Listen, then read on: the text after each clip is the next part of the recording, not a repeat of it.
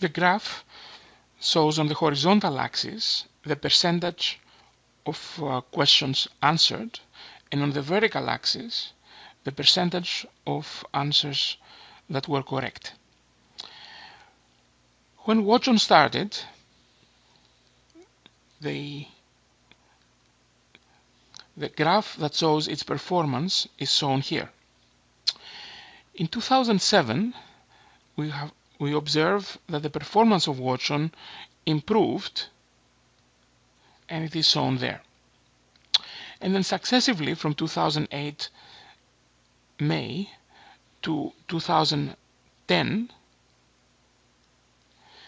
we see the successive improvement of Watch On in this graph that shows the trade-off between questions answered and precision.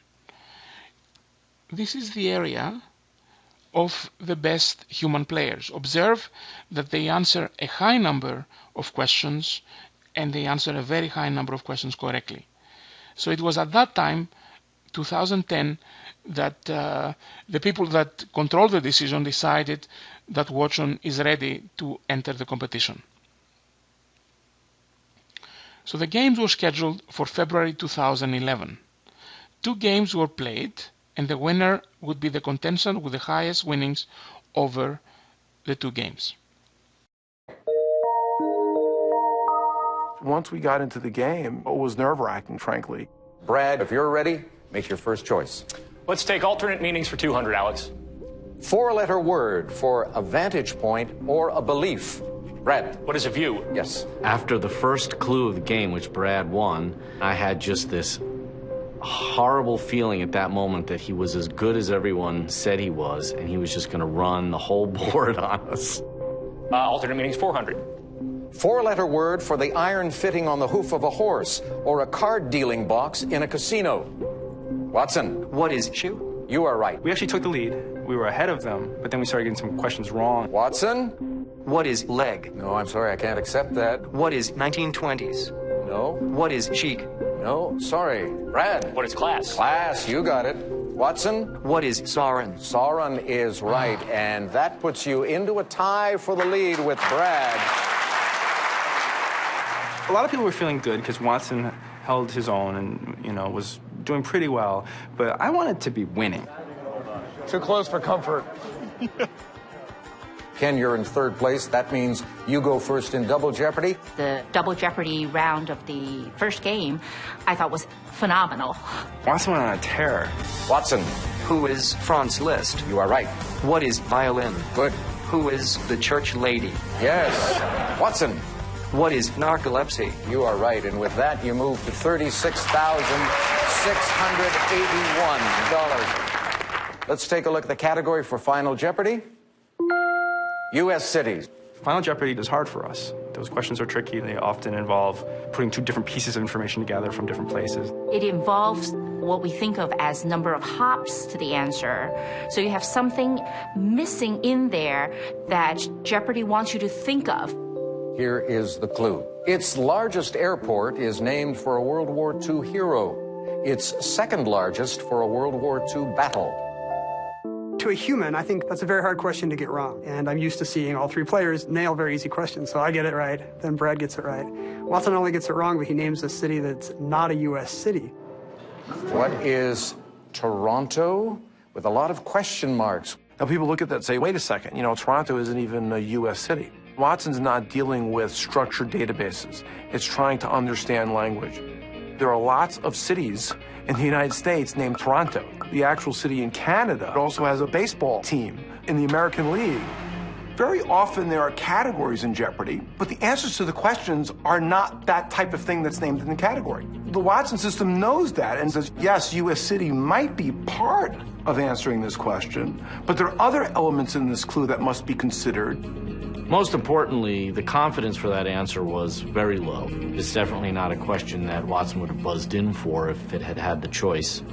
The illusion is that this computer's doing the same thing that a very good Jeopardy player would do. It's not. It's doing something sort of different that looks the same on the surface. And every so often you see the cracks. And the wager, how much are you going to lose? Oh, you sneak. $947. After the first game, We have a pretty good commanding lead, but we've seen enough Jeopardy to know that this is not a lockout. Welcome to the deciding game in the IBM Challenge here on Jeopardy. The second game was a whole other story. We struggled some at the beginning. Actors who direct for 1,000. A Bronx Tale. Brad. Who is Robert De Niro. Correct. That was an awful category because Watson got every single one right, but was just a little too slow. Ken. Who's Denzel Washington? You got him. Ken and Brad were getting the answer in a second. Rocky 2, 3, and 4. Brad. Who is Sylvester Stallone. Correct. Even with 2,800 cores, it took us 2.5 seconds or 3 seconds, and that just gives you a sense of how incredible the human brain is, how quickly it could understand the category, what's being asked, boom, and get the answer. Who is Sean Penn? Right. Ken was doing very well, and the risk was if Ken gets a daily double, bets big, gets it right, he's going to be well ahead, and then with that kind of lead going into Final Jeopardy, if he bets enough, he could end up winning the match. A camel is a horse designed by this. Ken. What's a committee? Good. Familiar sayings for 2000. We got to find that last daily double. We got to find that last daily double.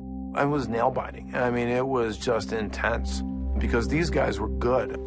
Ken. Who's the brain? Brain, yes. It was a crucial moment in the game. There was still a daily double on the board, and it was starting to become pretty clear that it was in the legal ease category. Let's go to legal ease for 1200. This person is appointed by a testator to carry out the directions and requests in his will. Watson. What is executor? Right. Same category, 1600. Answer, daily double. That was the moment when I knew it's over. Let us look at the results of the game.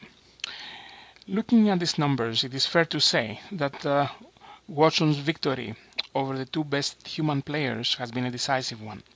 In the first day, Watson's winnings were more than double the sum of the winnings of both players. And in the second day, it was more than their sum.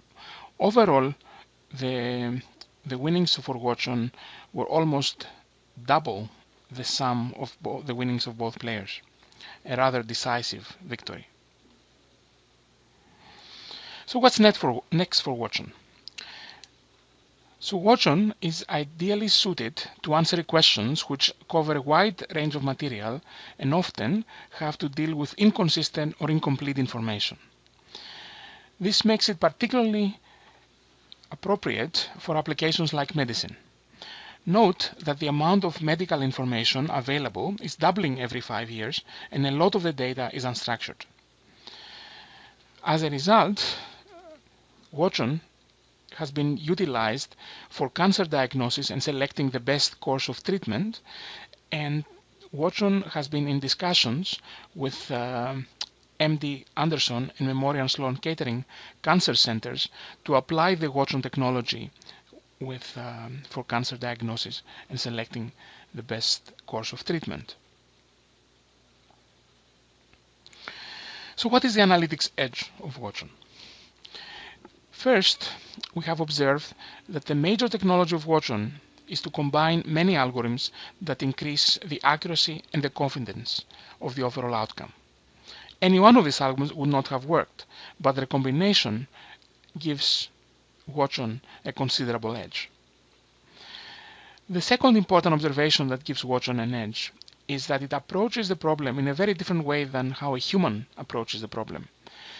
A key aspect of the technology is hypothesis generation, and then using different and distinct algorithms to explore this hypothesis, and combining them, it leads to answers that provide an edge.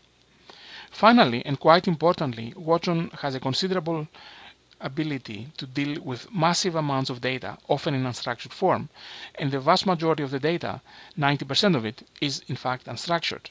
So the combination of these ideas give Watson a significant edge. It is no accident that IBM has invested so far more than $24 billion to invest in Watson technologies, and it has created a company within IBM called Watson Solutions, whose key objective is to apply the Watson technology and the edge that it creates to a variety of verticals, one of which is medicine.